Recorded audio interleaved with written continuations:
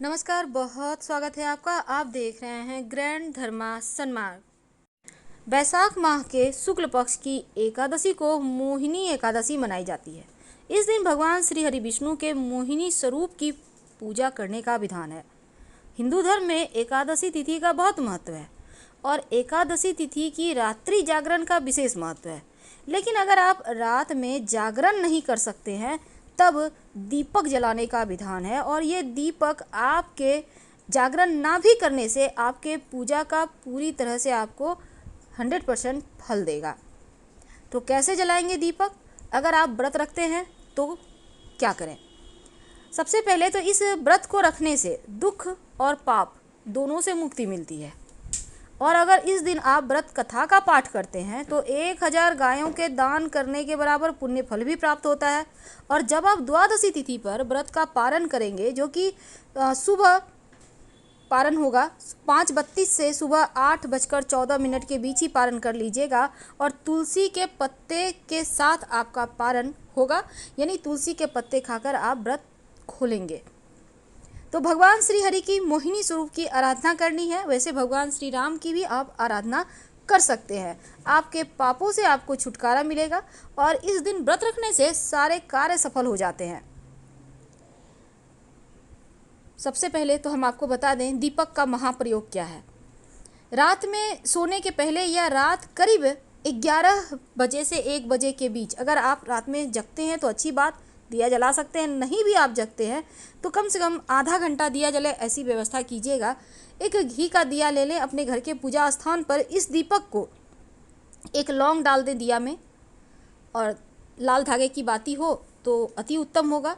अब इसको आप श्री हरि के तस्वीर के सामने जहाँ आपने पूजा किया है वहाँ पर जला दें और भगवान से आप प्रार्थना करें। आप अपनी जो आपकी मनोरथ है उसको पूरा करने और साथ ही भगवान को ये भी कहें कि आप सोने जा रहे हैं लेकिन आप चाहते हैं कि आपको इस व्रत का पूरा फल मिले और गलती का क्षमा मांग लीजिएगा। तो यकीन मानिए चीज़ें आपके लिए बिल्कुल सरल हो जाएगी और भगवान का आशीर्वाद भी मिलेगा। इस एकादशी को करने से व्यक्ति के सारे पाप, दुख और यहाँ तक कि जो आपके पिछले जन्म के तकलीफ हैं वो भी समाप्त हो जाते हैं। ग्रहों की पीड़ाएं शांत हो जाती है। भगवान को पीला चंदन, रोली, अक्षत, पुष्प, तुलसी का दल, प्रसाद, वस्त्र, दक्षिणा भी अर्पित करें और इसके साथ ही इस एकादशी की कथा भी पढ़ें और आरती तो जरूर करें। क्योंकि व्रत को निर्जल रख पाएँ तो बहुत संभव अच्छा रहेगा और निर्जला व्रत अगर संभव ना हो रखना तो फलाहार या जल खा सकते हैं। एकादशी की रात में जागरण करने से, भगवान श्री हरि का भजन ध्यान करने से श्री हरि बहुत प्रसन्न होते हैं और द्वादशी को गरीब व्यक्तियों को भोजन कराकर दान दक्षिणा देकर आप विदा करें, फिर व्रत का पारण करें। तो इस एकादशी का व्रत रखने से पापों का नाश होता है। क्योंकि इस दिन भगवान श्री हरि विष्णु की पूजा करने का विधान है और जो व्यक्ति व्रत रखना चाहता है वो व्रत वाले दिन आप संकल्प सुबह ही ले लें और आप धूप, मौसमी फल, घी, पंचामृत से भगवान श्री हरि का अभिषेक करें। रात में जागरण करना शुभ होता है। और साथ ही साथ पूजन सामग्री क्या है? देखिए, भगवान श्री हरि को स्नान कराने के लिए तांबे या पीतल का लोटा या पात्र और जल का कलश, दूध, भगवान विष्णु को पहनाने के लिए वस्त्र, आभूषण और चावल, साबुत चावल लेना है, कुमकुम, दीपक, जनेऊ, काला तिल, पुष्प, अष्टगंध, तुलसी दल, प्रसाद के लिए गेहूं के आटे की पंजीरी ले लें और फल, धूप, मिठाई, नारियल, शहद, गंगा जल, सूखे मेवे जिसको हम पंचमेवा कहते हैं, गुड़ और पान के पत्ते जरूर लें। और फिर आप जब पारण करेंगे तो आपको दक्षिणा देना है। लेकिन श्री हरि की पूजा अगर आप कर रहे हैं, व्रत रख रहे हैं, तो कुछ ऐसे कार्य हैं जो भूल कर भी नहीं करना चाहिए। पूजा विधि क्या है? देखिए, सुबह जल्दी उठकर स्नान वगैरह करके स्वच्छ वस्त्र धारण करें, घर के मंदिर में ही एक दिया जलाएं और भगवान विष्णु का गंगा जल से अभिषेक करें। फिर उनको आप पीले पुष्प और तुलसी के पत्ते या तुलसी की मंजरी अर्पित करें। और जब भी तुलसी का पत्ता या मंजरी अर्पित करें तो श्री हरि के माथे पर रखें और चरणों में तो भूल कर भी ना रखें। संभव हो तो व्रत रखें। भगवान को भोग लगाइए। तो पंचामृत बनाएंगे कैसे? दूध, दही, शहद, घी, और उसमें आप तुलसी का पत्ता जरूर डालिएगा और साथ ही उसमें शक्कर, मीठी वस्तु डालना है। तो इस तरह से आप पंचामृत बनाइए। जो भी भोग लगाएंगे, श्री हरि के भोग में तुलसी का पत्ता जरूर रखें। माना जाता है कि बिना तुलसी के पत्ते का भगवान भोग ग्रहण नहीं करते। और भगवान विष्णु के साथ माँ लक्ष्मी की पूजा जरूर करें, तभी आपका व्रत पूजा संपूर्ण होगा। अधिक से अधिक भगवान का ध्यान करें, मंत्र जपें, तो आपको इस व्रत का पूरा फल मिलेगा। इस दिन कुछ प्रयोग किए जाते हैं। आपके घर में तुलसी जी तो होंगी ही। तुलसी जी के तने में एक लाल धागा अपनी कामना कहते हुए बांध दीजिएगा। अब चूंकि संकल्प लेने के बाद ही इस दिन पूजा करने का विधान है, तो आप ऐसा जरूर करें। और अगर आप व्रत रखते हैं तो रात में सोने के पहले विष्णु सहस्त्र नाम का पाठ जरूर कर लीजिएगा। द्वादशी तिथि 17 अक्टूबर रविवार की सुबह आप इस समय आपको पारण करना है। और पारण करने के पहले ब्राह्मणों को अन्न दान आप कर सकते हैं, दक्षिणा दे सकते हैं। इसके बाद आप पारण करें।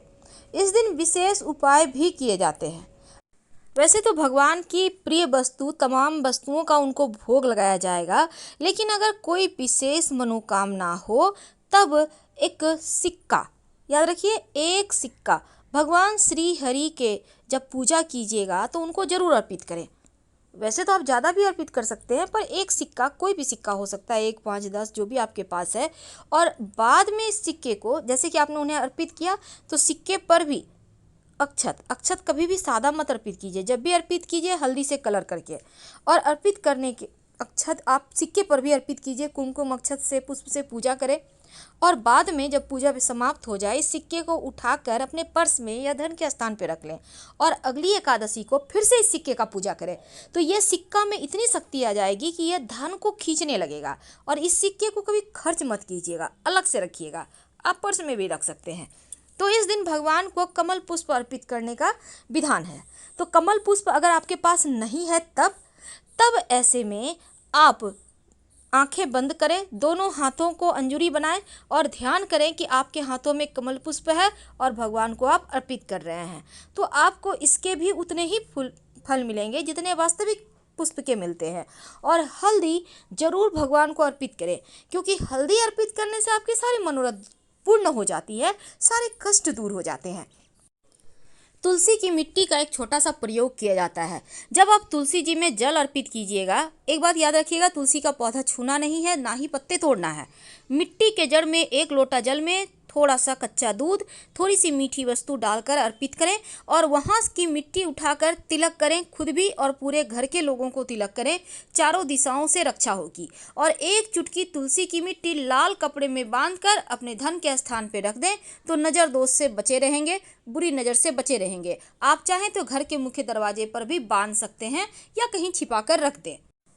तो इस दिन शाम में एक दिया अपने घर के पूजा स्थान पर, एक दीपक पास के किसी भी शिव जी के मंदिर में, और तीसरा दीपक तुलसी जी के पास आप जलाएंगे। चौथा अपने घर के मुख्य दरवाजे के अंदर की तरफ से जलाएंगे। और ये दिया क्या चीज़ का होगा? ये घी का होगा।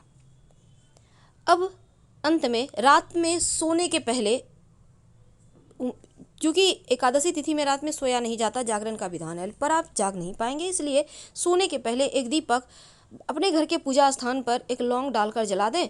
कम से कम आधा घंटा जले, इतना व्यवस्था कीजिए और फिर सो जाइए। समस्त मनोकामना पूर्ण होगी। अगर माँ लक्ष्मी की कृपा चाहिए तो इस दिन आप माँ लक्ष्मी को 2 लौंग लाल कपड़े पर रख कर अर्पित कीजिएगा। और जो सिक्का है उसका एक छोटा सा प्रयोग इस दिन और किया जाता है।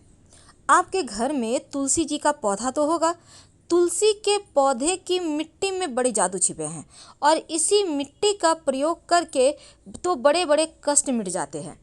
तो जब आप तुलसी के जो पौधे हैं, एकादशी तिथि को नहीं छूना है, लेकिन मिट्टी में प्रयोग आप कर सकते हैं। एक सिक्का ले लें, चाहें तो एक लौंग भी रख लें। अपनी जो भी आपकी इच्छा है, चाहे वो कैसी भी इच्छा है, बोलकर तुलसी की मिट्टी में लौंग और सिक्का दोनों गाड़ दें। कोई एक चीज़ है तो उसी को गाड़ दें। और फिर आप उनको प्रणाम करके ओम नमो भगवते वासुदेवाय का जप कर लें। देखिएगा आपकी मनोकामना शीघ्र अतिशीघ्र पूरी हो जाएगी।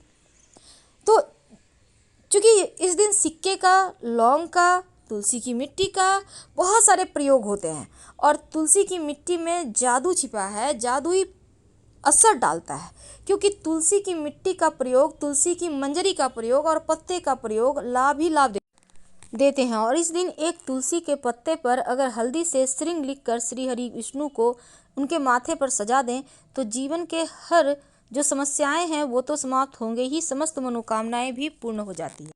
तो फिलहाल हम आपसे विदा लेते हैं। वीडियो पसंद आए तब लाइक कर सब्सक्राइब करें और कमेंट में हर हर महादेव जरूर लिखें। धन्यवाद।